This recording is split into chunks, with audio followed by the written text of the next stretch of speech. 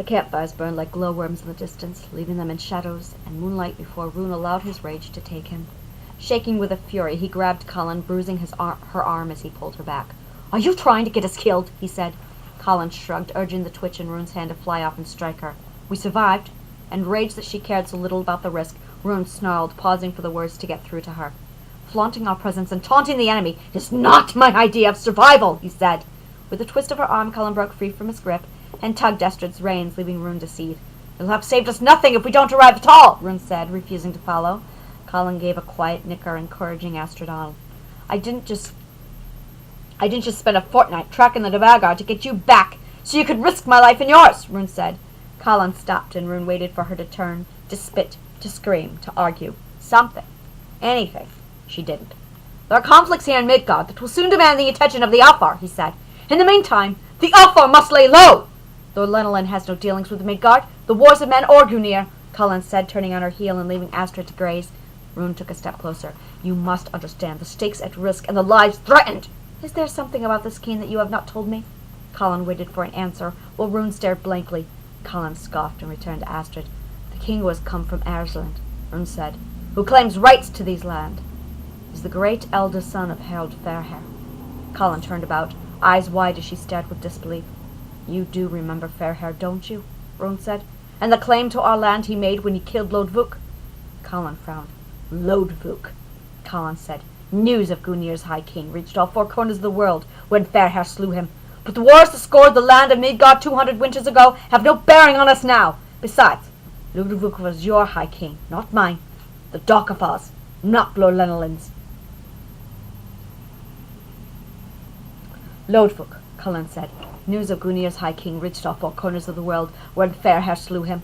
But the wars that scored the lands of Midgard 200 winters ago have no bearing on us now. Besides, Lodvuk was your High King, not mine, the Darkafar's, nor Lorlenalin's. Ownership of the land died with him." She managed only a single step back to Astrid, as Rune felt his control leaving him. "This king of Ireland has revived them," Rune said, desperate to reach her. "Already he has laid claim to the kingdoms his great-grandfather united when he killed Lodvuk. He is moving through all of Midgard, taking what lands he desires. What's to say he won't reach Alfheim next?" Kallan clenched her fists, and the beast within Rune awakened. It felt the seed pool in Kallan's palm as if she ached to take aim and fire. "Dan's Reach already contests our rights to Frey's land. Our land!" Rune continued. "Too long my vassal has guarded the southern borders of Alfheim, ensuring that Folkbid remains in Dan's Reach. A third contester could push Gunir to war with men. What side will Lorlenalin take when Alfheim is overrun and men unite against us?" "What concerns do I have if Gunir declares war on Midgard?" Kallan says. "This war will belong to us all," Rune said. Kallan narrowed her eyes. "I have more than enough dealings with the stubborn, irascible, erroneous king of Gunir, without worrying about a rampaging king from Arsland, and the king from Dansreach, and an arrow grazed Kallan's arm. She clutched the cut and fell to one knee in the time that it took Rune to draw his bow, aim, and release an arrow into the shadows behind them. Blood seeped from between her fingers as 5 men bearing the gnawed Rune on the tunics emerged from the wood. An archer fell to the ground, impaled by the precision of Rune's arrow, and Kallan threw her dagger into the heart of a second man. Rune unsheathed his sword and speared the third warman, sliding the corpse of his blade, while Kallan slammed the base of her palm into a face with hazel eyes. Filling her hand with blood, he fell limply to the ground as the last warman stared, stunned, stupid, his eyes wide with fear, as he read his fate moments before it came. With hands glowing red, Kallan seized his throat and fired a blast through his neck. His lifeless body hit the ground with a thud. "Erroneous!" Rune said. "Really?" Kallan and Rune's breath punched the air, neither aware of the single set of hazel eyes still watching from the ground. Thick red flowed from Kallan's arms, mingling with the blood that covered her hands. After wiping the blade off his sword, Rune sheathed the weapon and came to stand before Kallan. "Are you hurt?" Rune asked, taking her arm and inspecting the shallow wound from the arrow. "I'm fine," she said, taking back her arm before he could inspect the wound further. "I don't even require a spell." Rune scowled. "Great," he said, bending down to a corpse and pulling off a pair of boots. "Then you'll have no trouble keeping up. Here!" Rune tossed the boots into Kallan's chest. "And don't use your scythe here. The last thing we need is more attention, princess." While hopping about on one foot, Kallan slipped on the boots. An accompaniment of grumbles followed Rune as he kicked about the corpses and gathered up as many of the swords and daggers as he could find. After looking over each sword, he selected the best of the bunch and bundled the rest in the time it took Kallan to lace up the boots. "Here," he said, extending an iron sword to Kallan. She snatched the weapon as Rune took up the reins, pulling Astrid into the forest. After looking over the mediocre sheath and its blade, Kallan fastened the weapon to her belt. Once the sword was in place, she shuffled the contents in her pouch and withdrew the golden fruit. Kallan sank her teeth into its flesh, and after a quick examination to ensure her cut was on the mend, she scrambled along over stump and stone in the shadow of Rune's footsteps. "Where are we going?" she asked as they bounded away from the road. "Off the trail," Rune said. "When these men don't return, more will come looking for them." Kallan added a skip to her step and ate through the apple as Rune grumbled from within the darkness. "It's a fine pickled mess you've gotten us into." "I've gone," Kallan said, oblivious to the pair of hazel eyes that dilated at the shimmering apple. "You're the one who feels the closest route to Alfheim lies in the opposite direction. And put that coat on," Rune said. "I'm tired of seeing you shivering. You're making me cold." "I won't!" The coat landed in her face. "Hurry on, princess," Rune resumed, leading Astrid through the dark, not bothering to see if she followed. "I don't have time to compensate for your feminine weaknesses." "I am not!" Kallan released a high-pitched growl, breathing steadily through a pair of swollen eyes already blackened from a shattered nose. Olaf Swarman focused on the fruit clutched in Kallan's hands as he watched her fingers fade into the darkness. Olaf burrowed his gaze into Tarn. A fire rolled between them, casting shadows over the spacious tent, illuminating the dried blood that covered the whole of the warrior's chest. A table and chair served as a prop for the several swords and shields strewn about with the finest armor of Ireland. Fine furs and feathered pillows buried the makeshift bed. Polished trays of fruits and meats, breads and meads stretched along the far side of Olaf's tent. The cast-iron fire pit rolled for the flames in the center of the room, where Olaf sat, his fingers woven and his elbows propped in the armrests of his chair. Sitting beside him, a large elk hound resting its head on Olaf's knee, his dark brown eyes half closed with drowsiness. "She's Kona," Tarn said. His eyes remained steadfast with certainty. "I have no doubt she's the one you've been looking for." "And you're sure of this?" Olaf asked. He unfolded his fingers, allowing his hand to fall to the top of the elk hound. The large dog lifted his eyes in adoration as Olaf ruffled the top of Vigay's head. "She fired the sade through Varg's neck," Tarn assured him. "I watched her mend the wound from Njord's arrow with an apple as gold as the flakes sprinkled into your imported wines. She is the one you seek." "And she's an Alpha peasant, you said?" Olaf peered from the hound, his hand resting immobile on Vig's head, his attention captivated by Tarn's report. "It seems you were right," he muttered to Thorir, standing in the shadow behind them. "Did you happen to catch of what clan?" Tarn shook his head. "They didn't make mention of it, only that they journeyed to Alfheim." "By passing through Drofarfjall?" Thorir asked. "It's entirely possible they journeyed to Nidaros." Olaf rewove his fingers and returned his elbows to the armrests. "All roads lead to Nidaros." A suspended silence thickened the air within the tent. "So she's Alpha?" Olaf turned a curious eye to Tarn.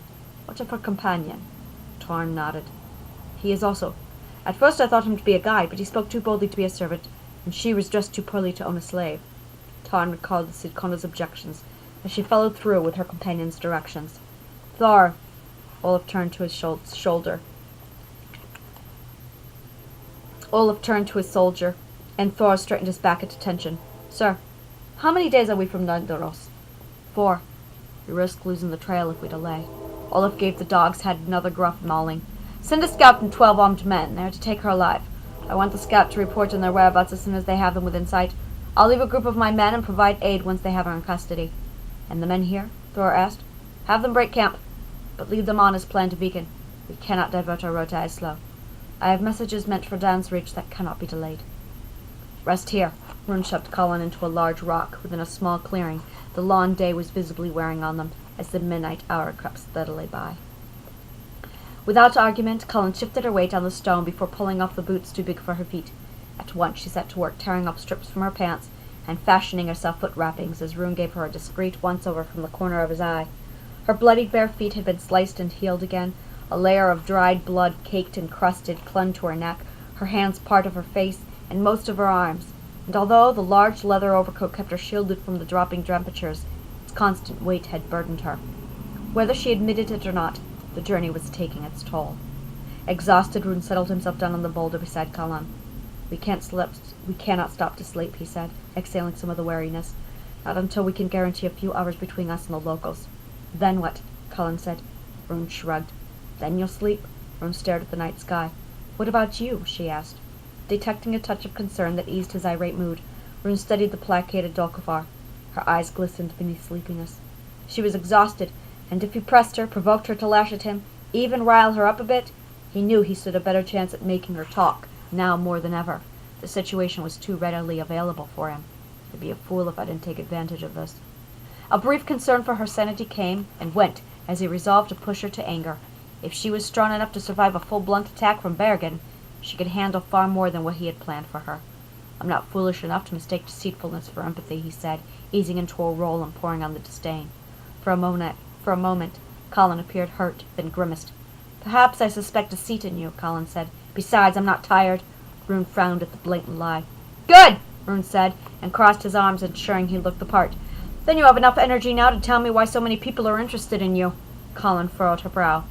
I don't know. There was the cue he had hoped would come. Before she could reach for her dagger, Rune had her by the arm, pulling her into him and holding her inches from his face. I knew too much about the players involved to believe you know nothing about what's going on here. What's so interesting about that pouch of yours that Stavago would keep you alive? Kallan's eyes glistened in the moonlight, wide and clear like glass. He could see the turmoil spinning within. Abduct us. Don't make murderers, she whispered, still lying. I know the Devagar, Rune said. They don't take hostages alive unless you've proven to be more valuable alive than dead in their minds, and you are hardly looks like you'd survive a day. Kallan pursed his lips in a question. He was losing her anger. He was losing her anger, and he knew it. Rune gave her a shake and released her, letting her fall to the boulder. How does the Liasva know anything about the Devagar? She said. Rune scoffed, milking her temper. I know a lot more than you give me credit for, princess. Kallan dug her fingers into the rock. Stop calling me that! Why does the Devagar want your pouch? What's to say I know anything about the madness of Monsignor, she said. Her exhaustion was making her slow to anger. If he wanted the answers, he would have to push her harder. Rune shrugged and pulled his mouth into a smirk. He knew she wanted to slap off his face. What's to say you don't, he said. You've driven me to bouts of madness numerous times in the past few weeks. He widened his smile, intending this one to hurt. It would have to hurt. And I like you. It's no wonder you were almost dead when I found you. Insult bathed her eyes, and Kallan hugged herself against the chill. A twinge of guilt stabbed Rune's chest. Why did you come here? Kallan said. She was recoiling, and the fight was leaving her. Rune held his hateful stare. Nothing more than personal interests, he said, and waited until she showed a glimmer of flattery before ripping it out of her. The Dogfar will raise my city if I step one foot in Alfheim without their queen. They'll do that regardless. Without me to command them, they will lead my army to Gunir and rend their walls. Kallan met his eyes. Your precious Darkwan, your berserker will be first to die. Rune was on her. With his hand to her throat, he shoved her down into the boulder before he could even realize he had moved. He held her pinned to the stone, seething with a sudden rage that flitted back as she dug at his hand. His breath grazed her ear as he hissed, indifferent to her claws.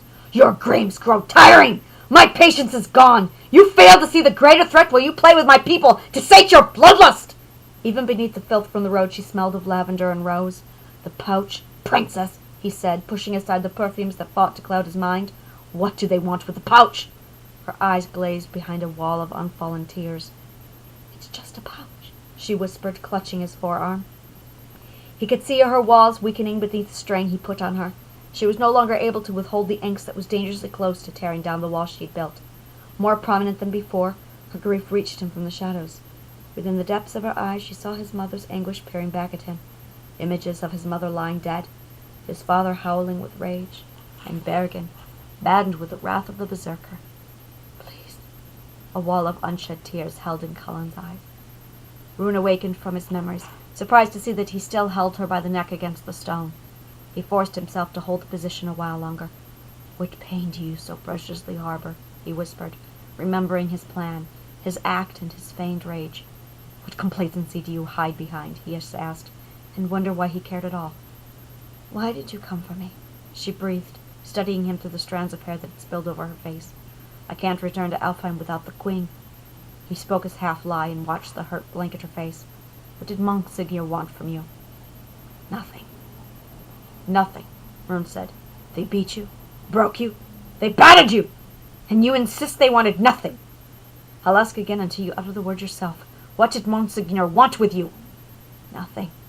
Kallan shook her head. Nothing. Then why did they take you? He asked. What reason? Reason? Kallan scoffed. The Devaga are trolls. They have no reason. They abandon reason. It's what makes them trolls. A subtle grin pulled at Rune's mouth, and the moonlight caught the gleam in his eye. He knew he had her. "And why do you grieve what they took from you, princess?" "Leave me," she said, and with a surge of the Sade fired a pulse of energy that Rune felt building within her. He caught the flame with his hand, but the movement forced him to release Kallan, who pushed herself up from the boulder and wasted no time collecting Astrid's reins. Back to the beginning and with no answers at all before. Rune sighed and ran a hand over his face as Kallan led Astrid through the trees. He followed a fair distance behind her while maintaining his grim mood and entertaining thoughts of abandoning Kallan in the forests of Midgard.